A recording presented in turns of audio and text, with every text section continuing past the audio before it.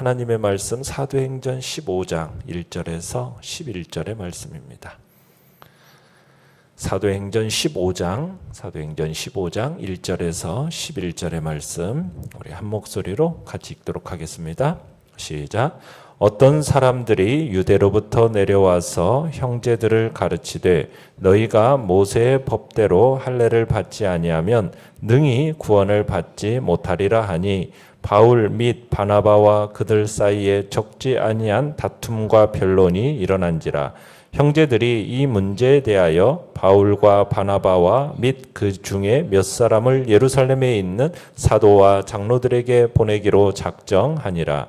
그들이 교회의 전송을 받고 베니게와 사마리아로 다니며 이방인들이 주께 돌아온 일을 말하여 형제들을 다 크게 기쁘게 하더라.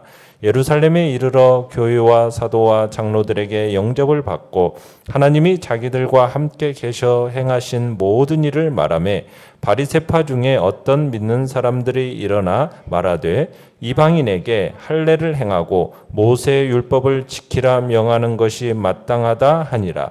사도와 장로들이 이 일을 의논하러 모여 많은 변론이 있은 후에 베드로가 일어나 말하되 형제들아 너희도 알거니와 하나님이 이방인들로 내 입에서 복음의 말씀을 들어 믿게 하시려고 오래전부터 너희 가운데서 나를 택하시고 또 마음을 아시는 하나님이 우리에게와 같이 그들에게도 성령을 주어 증언하시고 믿음으로 그들의 마음을 깨끗이 하사 그들이나 우리나 차별하지 아니하셨느니라.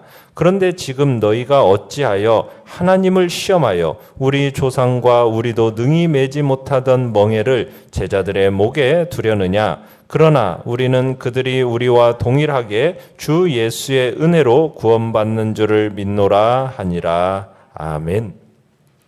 오늘 말씀의 제목은 혼란 속에 있을지라도 라는 제목으로 말씀을 나눕니다.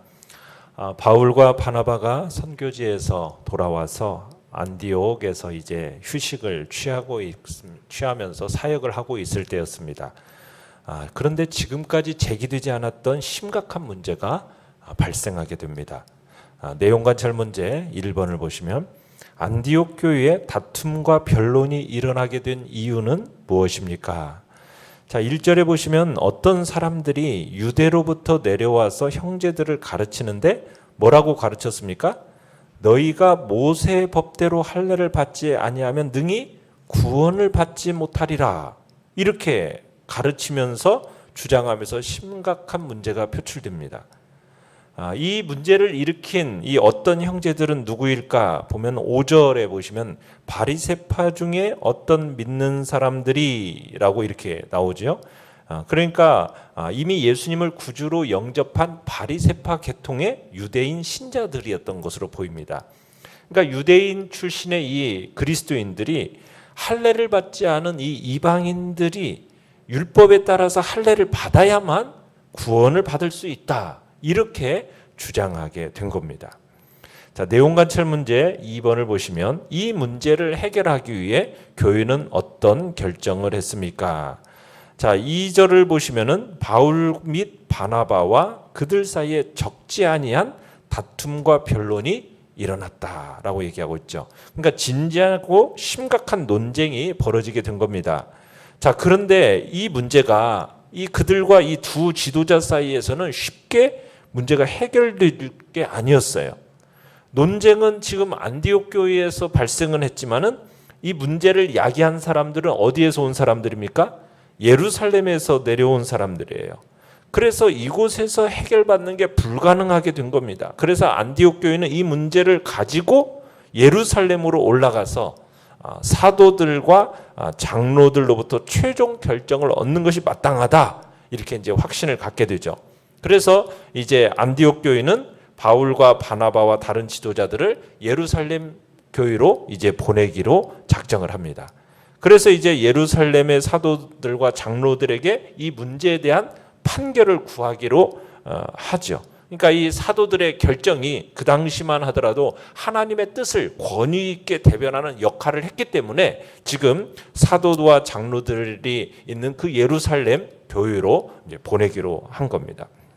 자, 그렇게 이제 교회의 결정에 따라서 예루살렘으로 보냄을 받은 이 바울과 그의 일행이 3절에 보시면은 어느 지역을 통과하게 됩니까?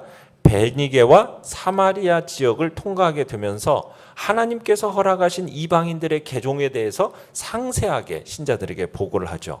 자, 이 이방인들의 개종에 대한 상세한 보고를 들었을 때 이 두 지역 교회의 반응은 어땠습니까? 한결같은 반응은 큰 기쁨이었죠. 그러니까 이방인들의 그 구원에 관한 소식이 지금 베니게 사마리아에 있는 신자들에게 큰 기쁨을 주었는데, 그런데 동일한 소식이 유대에서 내려온 형제들에게는 큰 문제를 가져다 준 겁니다. 이제 4절에 보시면은 바울 일행이 이제 예루살렘으로 올라가서 예루살렘 교회의 사도들, 성도들을 그리고 장로들의 영접을 받게 됩니다. 그리고는 이제 그 하나님께서 자기들을 통해서 하신 모든 일에 대해서 상세하게 보고를 하지요. 자, 그러니까 5절에 보시면은 이제 예루살렘 교회 온 교회가 사도와 장로들이 함께 모여 있어요. 그때 바리새파에 소속된 일부 신자들이 일어나서 이방인 신자들의 구원에 할례를 받고 그다음에 모세 율법을 지키는 것이 절대적으로 필요하다, 이런 주장을 하게 됩니다. 그러니까 이 유대인 신자들의 주장에 따르면 구원은 오직 예수님을 믿음으로만 되는 게 아니라는 거죠. 예수님에 대한 믿음에다가 덧붙여야 된다는 겁니다. 뭘 덧붙여야 됩니까? 할례와 율법을 준수하는 일이 덧붙여져야만이 온전한 구원이 된다. 구원의 시작이라는 것은 예수님을 믿음으로 되지만 그 구원의 완성은 믿음으로만 되지 않고 할례와 율법 준수로 된다, 이렇게 주장을 하는 겁니다. 만약 예수님에 대한 믿음만이 있고 여기에 추가적인 요소가 없으면 구원은 결코 완성될 수 없다라는 주장을 지금 이 바리새파 중에 어떤 믿는 사람들, 유대인 신자들이 하는 겁니다. 자, 여기서 믿음은 결국 구원에 이르는 초보적인 방편이고 할례와 율법 준수가 그 본질적인 방편이 된다라고 지금 주장하는 것이 이들의 지금 5절에 나오는 바리새파 중에 어떤 믿는 사람들의 주장인 거죠. 자, 이제 6절부터 보시면은 사도들과 장로들의 회의가 이렇게 소집되어서 많은 논쟁이 있게 됩니다. 그러니까 할례와 율법 준수를 지지하는 측의 주장이 있고 또 이를 필사적으로 반대하는 측의 주장이 팽팽하게 맞서게 되었어요. 쌍방의 논쟁이 어떻게 보면 더 이상 진전을 보지 못하는 그런 상황 속에서 누가 일어납니까? 7절에 보시면은 사도 베드로가 일어나서 회의의 방향을 다른 쪽으로 딱 선회를 시키죠. 자, 베드로가 내세운 주장은 뭘 근거로 하느냐? 하나님께서 과거에 자신을 통해서 이방인 고넬료에게 구원의 문을 연 그 역사적인 사건에 근거해서 이야기를 합니다.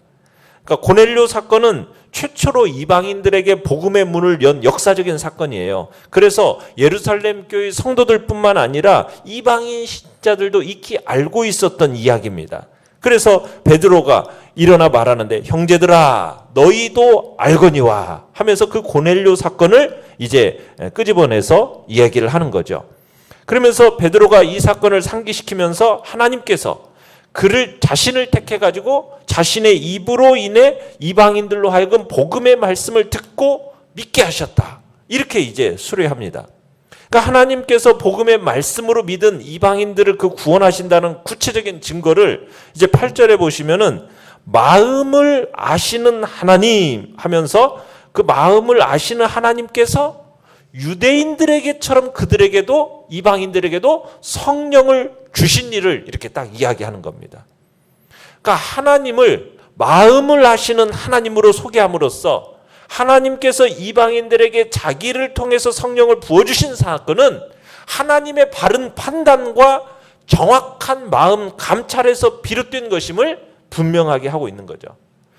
그러니까 정확한 마음 감찰에 근거해서 하나님께서 이방인들에게 성령을 부어주신 이 사건은 하나님께서 이방인들을 복음의 말씀으로 구원하신 결정적인 증거다, 지금 바울이 그렇게 주장을 하고 있는 겁니다.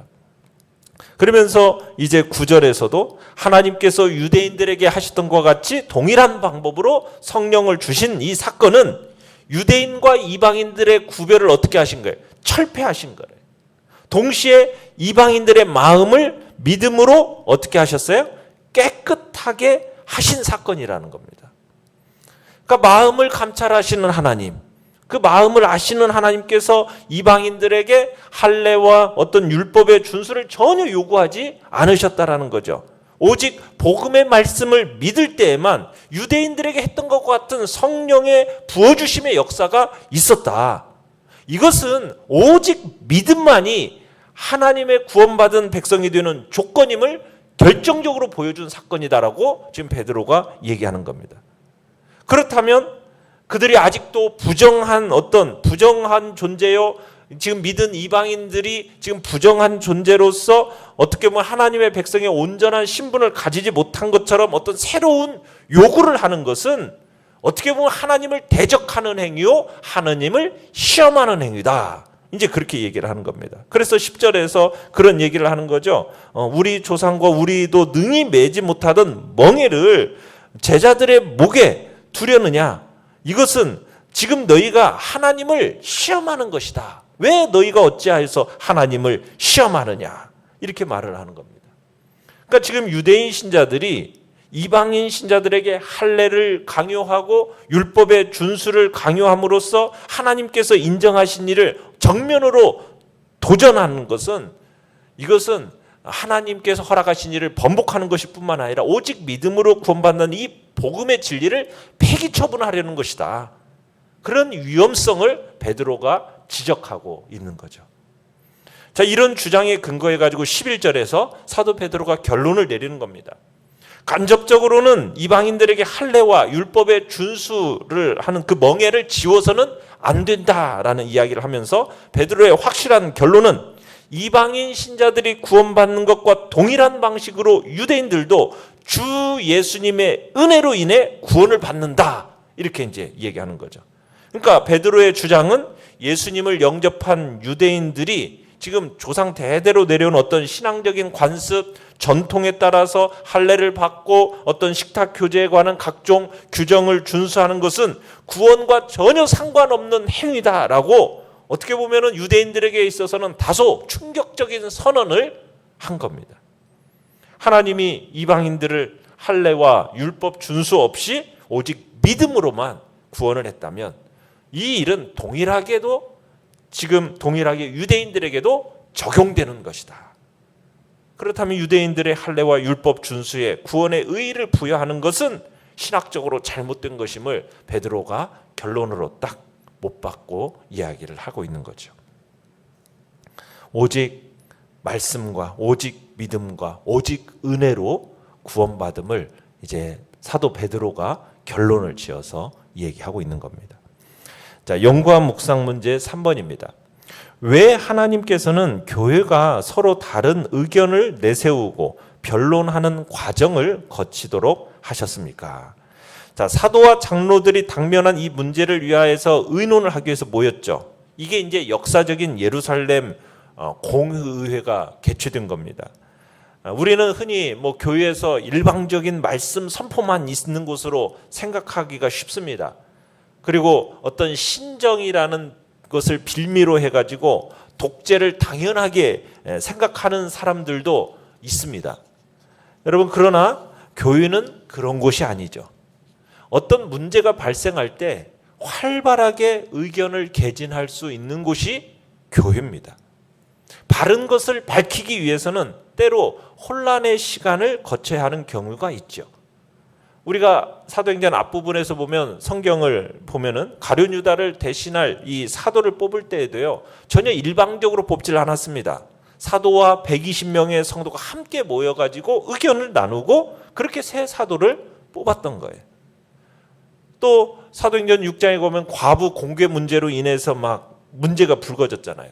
그 문제를 그냥 불만만 잠재우려고 하지 않았습니다. 온 교회가 함께 뭘 했습니까? 그 문제에 대해서 집사를 선택하는 일을 함으로써 문제를 원만하게 해결했던 것을 보게 돼요. 그것이 오히려 교회를 성장시키고 발전시키는 기폭제가 됐죠.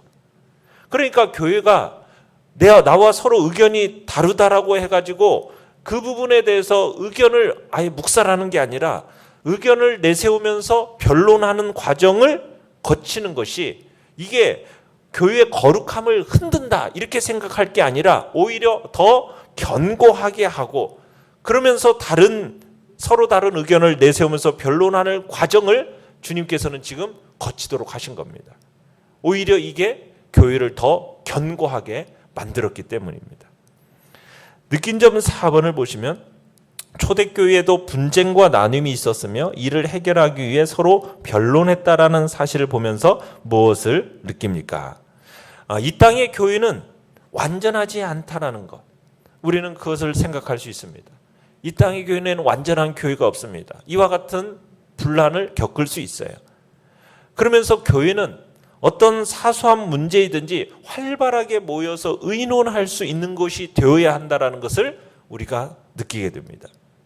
교회에서 반대 의견도 말할 수 있어야 하고 색다른 의견도 말할 수 있어야 하고, 또 때로는 경우에 따라서는 전혀 틀린 말도 할 수 있어야 돼요. 지금 여기 보면은 바울의 주장과 유대주의자들의 생각이 얼마나 판이에요. 할례주의자들의 생각이 얼마나 잘못되었습니까? 그들의 주장은 복음을 변질시키는 것이었고 위험한 것이었어요. 그러나 예루살렘 회의에서 지금 이들에 대해서 비난하는 분위기는 없습니다. 그렇다고 그들의 말을 제지하는 법도 없습니다. 그들을 향해 인격적인 모욕을 주는 사람도 없습니다. 자유로운 분위기 가운데서 지금 충분히 말을 할 수 있었다는 얘기죠. 그렇고 이렇게 충분히 의견을 개진한 후에 하나님의 말씀을 근거로 해서, 그리고 민주적인 어떤 절차에 따라서 어떤 사실을 결정하고 나면은, 그러면 그 결정에 대해서는 모든 성도들이 순복해야 되는 겁니다. 그러니까 하나님의 말씀과 민주적인 절차에 따라서 결정이 되었으면 그 결정에 순종을 해야 되는데, 그 순종하지 않고 또다시 말을 내고 자기 의견만이 옳다라고 고집을 한다면 그건 잘못된 거죠. 교회의 분란을 조장하기 위한 악한 행위인 거죠. 교회는 그런 사람들에 대해서는 단호하게 대처를 해야 되고 교회의 질서를 수호하고 진리를 지켜나가야 하는 것입니다. 그러나 예루살렘 공의에서 어떤 사실을 결정하기까지는 누구나 자유롭게 의견을 말할 수 있었다는 거예요. 그래서 얻은 게 뭐냐면 교회가 깨어지지 않았다는 겁니다. 유대인과 이방인이 갈라서지 않았습니다. 유대인 교회, 이방인 교회 이렇게 교회가 갈라지지 않았다는 거예요. 그리고 복음은 제자리를 찾게 되었고요. 그리고 이방인을 향한 선교 사역은 더 활발하게 이루어지게 됩니다. 우리의 교회도 어떻게 보면 이런 초대교회처럼 모든 문제를 이제 개진함에 있어서 충분히 의견을 발표할 수 있는 분위기가 되어지고, 그리고 그 문제에 대해서는 하나님의 말씀과 민주적인 절차에 따라서 결정을 해야 됩니다. 결정이 내려지기 전까지는 충분한 의견이 개진될 수 있는 분위기가 조성되어야 하겠지요. 그리고 결정이 되면은 그 결정에 모두가 순복하는 것이 바로 하나님의 교회의 질서이고, 거기에서 또 다른 말을 해서 또 의견을 자기의 고집을 한다면 그것은 교회를 분란시키는 일이기 때문에 단호하게 대처하는 것이 하나님 앞에서의 이제 교회의 질서임을 성경은 우리에게 가르쳐주고 있는 것입니다. 결단과 적용 5번입니다. 때로 교회의 지체들 간의 변론과 다툼이 일어날 때 나는 어떤 태도를 취합니까? 교회가 더욱 견고히 서도록 돕기 위해 내가 할 수 있는 일은 무엇입니까? 우리가 주님 앞에서 의견을 충분히 나누되 말씀과 민주적인 절차에 의해서 결론이 내려지면 그것에 온전히 순복하는 자리에 서는 것이 우리 교회 안에서 그것이 주님 앞에서 하는 지혜로운 방법임을 온전히 생각하면서 주의 교회가 그러한 교회로 성장해 갈 수 있도록 같이 기도하시길 바랍니다. 오늘의 기도 같이 읽겠습니다. 시작. 우리 교회가 하나님의 진리를 바르게 지키고 붙잡게 하소서. 아멘. 말씀을 생각하면서 기도하시고 연약한 우리의 지체들을